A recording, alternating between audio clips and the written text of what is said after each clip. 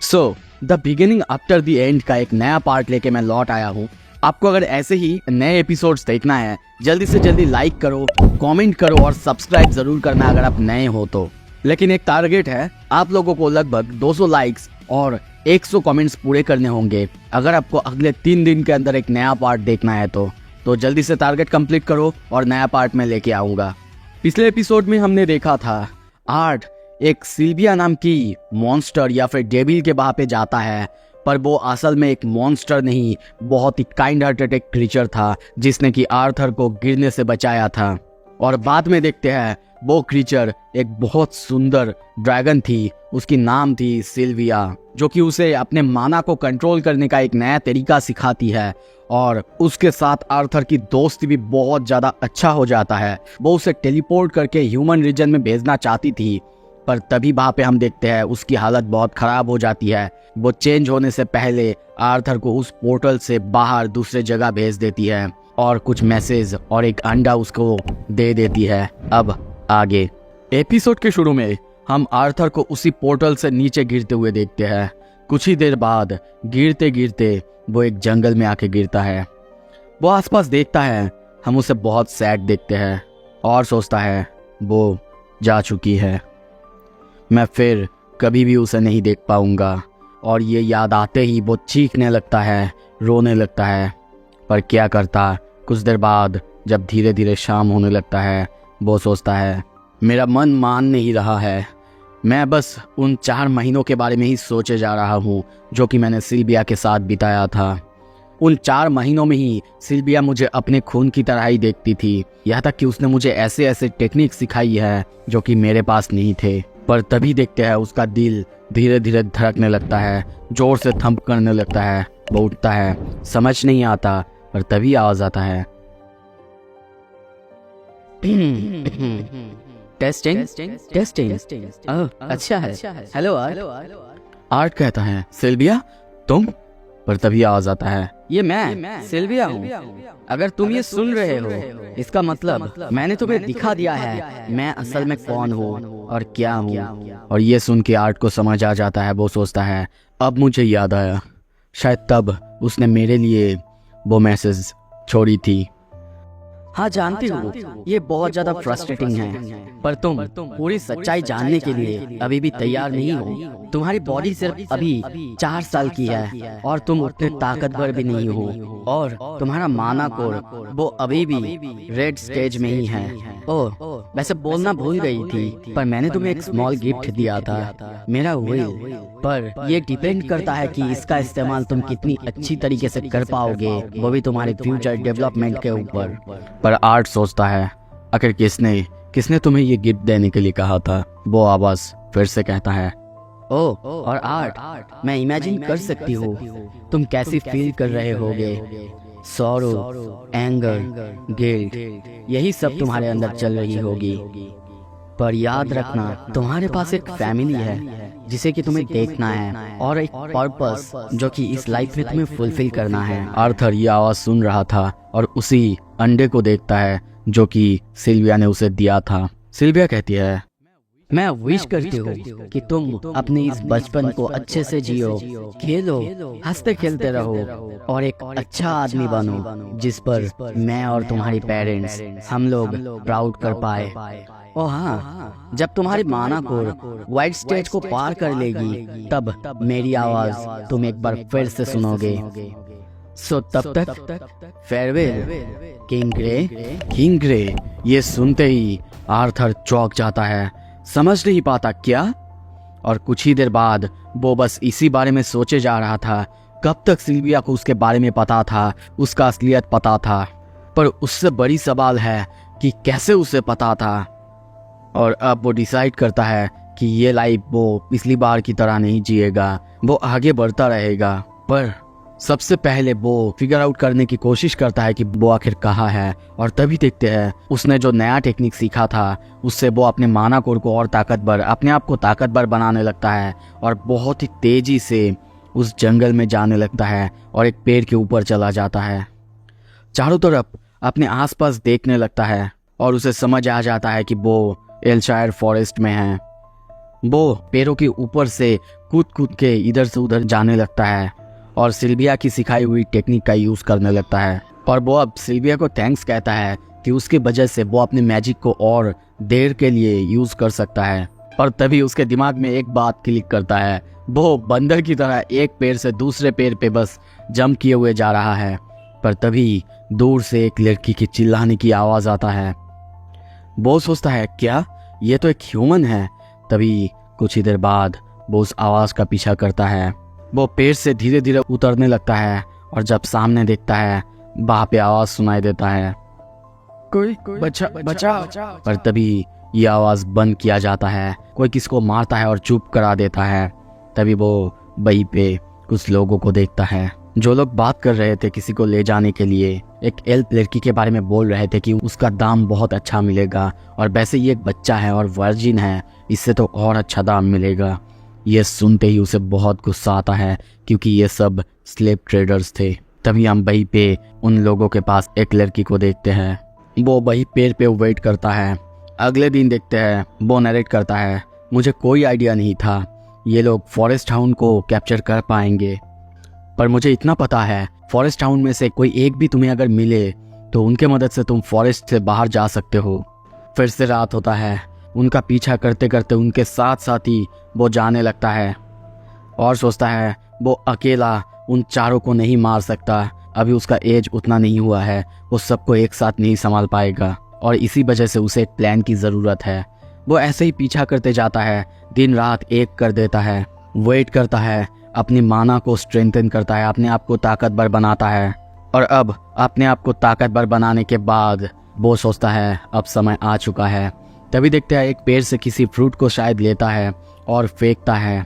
उसके आवाज़ से उनमें से एक बंदा कहता है, अरे उनको पहले चुप कराओ नहीं तो सारे के सारे जानवर को जगा देंगे। ये सुन के एक बंदा उन सारे हाउंड्स के पास जाता है।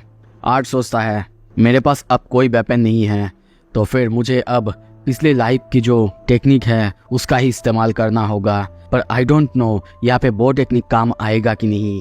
तभी देखते हैं वो अपने हाथों को माना जैसा यूज़ करता है और बहुत ही तेजी से उस बंदे के पीछे चला आता है। उस बंदे को देखते हैं वो वहाँ पे उन सारे हाउंड्स के सामने था, उनको चिढ़ाने लग रहा था। पर तभी वो समझ पाता उससे पहले ही आर्ट उसके पीछे आता है और उसके गले को स्लैश करता है, चीर देता है। उसका खून बाहर से निकलने लगता है। उसके मरने के बाद उसका वेपन वो ले लेता है और वहीं पे जो हाउंड्स थे वो जाके उसे खा लेते हैं। दूसरी तरफ जब दूसरा बंदा देखता है कि पहले बंदे को देर हो रहा है, वो देखने जाता है। आर्ट उसके पीछे से आके उसे भी वहीं पे मार देता है। कुछ देर बाद बाहर इतनी आवाज़ सुन के अंदर से दो बंदे थे, वो दो बंदे ही एक साथ बाहर आ जाते हैं। आर्ट पहले तो डरने लगता है, पर तभी एक बंदे को पीछे से डिस्ट्रैक्ट करता है, पर वो बंदा भी उसे देखता है, उसके ऊपर हमला करता है। पर आर्ट अपने टेक्निक की मदद से उसकी पैरों को ही काट देता है। अब ये करते हुए देख के वो बंदा चिल्लाने लगता है, दूसरे बंदे को अलर्ट करता है, संभाल के, ये बच्चा एक मेज है। ये सुनते ही वो बंदा भी अपना मैजिक चालू करता है। मेज है? ये सुनते ही उस बंदे को जैसे लालच आ जाता है। वो अब आर्ट को मारना नहीं, उसे कैप्चर करना चाहता है, क्योंकि आर्ट एक बच्चा जो कि मैजिक कर सकता है, उसका प्राइस एक एल्फ किट से भी महंगा होगा। और तभी देखते हैं वो उस पर एक एक करके हमला करने लगता है। आर्ट उससे भागने की कोशिश करता है, पर वो बहुत तेज और बहुत पावरफुल था, जिसके वजह से आर्ट को थोड़ा सा तकलीफ होता है। पर तभी देखते हैं आर्ट एक चीज़ फेंक के उस बंदे को मारता है, जिससे उसे बहुत ज़्यादा गुस्सा आ जाता है। पर तभी आर्ट माना से इम्ब्यूड करके उसी छोटे चाकू को उसके ऊपर फेंकता है, पर वो बंदा उसे पकड़ लेता है और तेजी से आर्ट की तरफ जाके उसको वो वेपन उसे दे देता है। आर्ट सोचता है नहीं, वो बहुत तेज है। तभी देखते हैं वो उसे एक जोरदार किक मारता है, जिससे आर्ट बहुत बहुत दूर जाके गिरता है। उसे बहुत तकलीफ हो रहा था, वो अब कुछ नहीं कर सकता। वो बंदा उसे पकड़ लेता है और गिव अप करने के लिए कहता है, क्योंकि वो अभी भी बहुत छोटा है, उसका ये स्मॉल बॉडी उस बंदे को कुछ भी नहीं कर सकता। पर तभी आर्ट सोचता है विंड मैजिक में अगर हवा को कंडेंस करने के बाद एक ब्लेड की तरह इस्तेमाल करा जा सकता है, तो फिर इस दुनिया में ऐसा भी तो हो सकता है फायर को कंडेंस करने के बाद। और तभी देखते हैं वो अपना मैजिक चालू करता है उस बंदे के हाथ को पकड़ के वहाँ पे फायर कंडेंस करने लगता है और कुछ ही देर बाद उसका हाथ वहाँ पे ब्लास्ट हो जाता है। वो बंदा दर्द से चीखने लगता है। तभी मौका पाके आर्ट उसके पीछे आता है और उसी चाकू को फिर से उसकी तरफ फेंकता है और उसके गले को ही अलग कर देता है।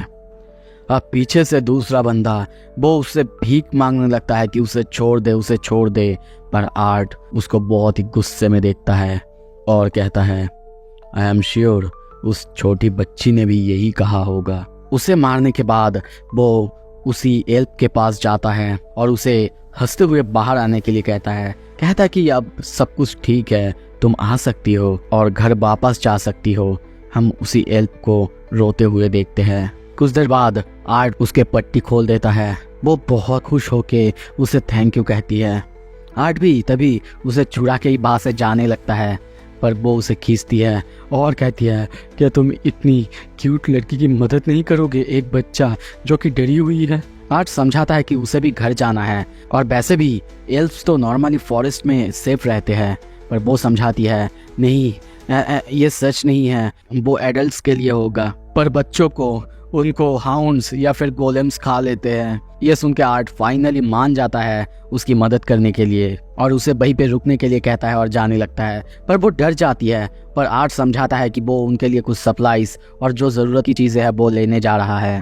ये सुन के वो खुश होती है। कुछ ही देर बाद हम देखते हैं आर्ट कैरिज के अंदर से जो भी जरूरत के सामान थे वो अपने लिए ले लेता है और जर्नी के लिए तैयार होता है और सोचता है, मैं बस होप कर सकता हूँ एल्व्स वो मुझे मेरे घर तक पहुंचा देंगे। और तभी देखते हैं वो उसी एल्फ के पास आता है और उसे उसका क्लोथ वापस करता है और पहनने के लिए कहता है। ये देख के वो बहुत खुश होती है। आर्थर भी उसे देख के हंसते हुए कहता है, चलो अब वापस चले। और तभी हम देखते हैं सुबह हो चुका है। आर्थर नरेट करता है, जब हम लोग जा रहे थे वो पॉइंट कर रही थी किस तरफ जाना है और जर्नी में मुझे इस एल्फ बच्चे के बारे में बहुत कुछ पता लगा। हम देखते बहुत से उसका नाम पूछता है जो कि टेसिया था और वो भी अपने बारे में बताता है। दोनों अपने अपने स्टोरीज शेयर करते हैं। टेसिया उससे पूछती है, वैसे मैंने सुनी है कि ह्यूमंस वो परवर्ट्स होते हैं और उनके पास एक वाइफ से ज्यादा वाइफ्स होते हैं। ये सुन के वो गुस्से में कहता है, क्या ये तुम्हें किसने कहा? ये सुनते ही वो रो देती है और कहती है, मेरे ग्रैंडपा ने कहा है। और फिर से उन दोनों में ये सब लेके बहस चलने लगता है और वो लोग फिर से आगे जाने लगते हैं। टेसिया अपने रीजन के बारे में बताती है, जैसे कि वो अभी भी अवेकन नहीं हुई है, पर जब अवेकन होगी तो उसे एक पर्सनल ट्रेनर मिलेगा। ओके, मैं यहाँ से हर एक पैनल दिखाता जाऊंगा और नरेट करता जाऊंगा, आप लोग देखते रहिएगा। ऐसे उनका जर्नी चलता है। जब भूख लगता तब वो खाना खाते और ऐसे करते करते हम देखते रात होता है। उनका खाना भी अब खत्म हो चुका है। आर्थर ने वहाँ पे टेंट करा था। वो टेसिया को अंदर जाके सोने के लिए कहता है। टेसिया उसे पहले कहती है, तुम नहीं आओगे? पर वो कहता है, नहीं, मैं बाहर से गार्ड करूंगा। अब जब वो बाहर बैठा हुआ था वो अपने उसी व्हील को फिगर आउट करना चाहता था जिसको कि सिल्विया ने उसे दिया था। पर तभी देखते हैं टेंट के अंदर से टेसिया बाहर आते हुए कहती है, क्या तुम श्योर हो ना, तुम अंदर नहीं आओगे? बेसिक ग्रैंडपा ने मुझे तो कहा है कि मुझे किसी लड़के के साथ एक ही बेड में नहीं सोना चाहिए, पर फिर भी तुम चाहो तो आ सकते हो। पर आर्ट कहता है, नहीं, तुम सो जाओ, मैं यहीं पे ठीक हूँ। पर यहाँ पे हम देखते हैं टेसिया डरी हुई थी और इसी वजह से वो उसको अंदर बुलाती है। आर्ट जब ये समझता है वो अंदर आता है, पर टेसिया कहती है, मैंने तुम्हें इसीलिए अंदर नहीं बुलाई कि मैं डरी हुई हूँ। और आर्ट कहता है, हाँ मैं समझ चुका हूँ, वैसे तुम अब सो जाओ। और इसी के साथ उनका ये दिन भी खत्म होता है। अगले दिन हम देखते हैं सुबह हो चुका है। आर्ट उठता है और नरेट करता है, उसी अनजाने जंगल में से हम लोगों ने अपना जर्नी कंटिन्यू करा।